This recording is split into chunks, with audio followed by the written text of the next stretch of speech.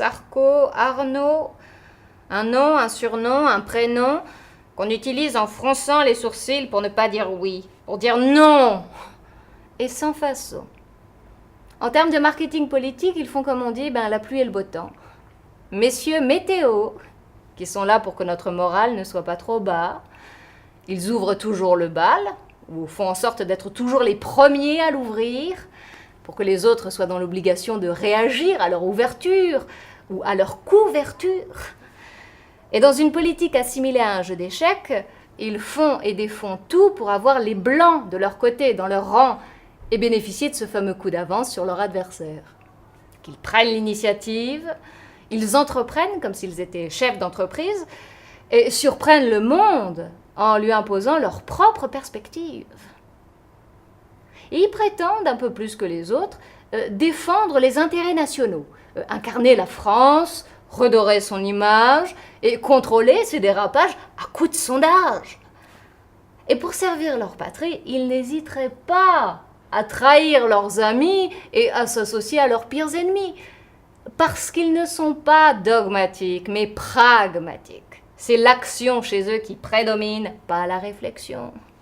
Le mot qui fait mouche, et non la vérité qui touche. Donc, 3 self-made men, made in France. Ah, pas de chance.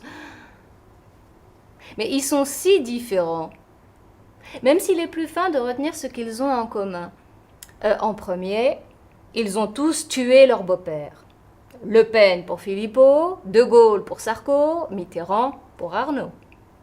Et comme c'est pas leur vrai père, eh bien personne n'a l'air de s'en faire. En deuxième, les 3 n'ont réussi à l'emporter que lors d'un concours de circonstances. Ils ont brillé par excès et réussi par défaut, et l'histoire leur a été favorable. En troisième, ils ont retenu tous les 3 la leçon de Coluche, qui dit que ce ne sont pas ceux qui ont les plus grandes oreilles qui entendent le mieux. Il suffit de parler plus fort pour se faire entendre, gueuler pour avoir une grande gueule, et dire le contraire de tout pour tout dire. Avec eux, les jeux ne sont pas faits.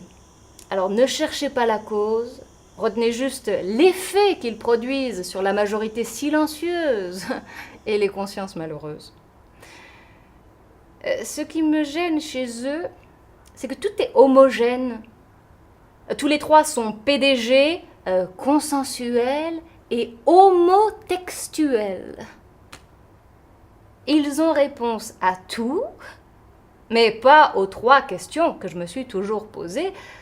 Que puis-je savoir? Que dois-je faire? Et que m'est-il permis d'espérer? Rien avec eux. Rien. Comme eux.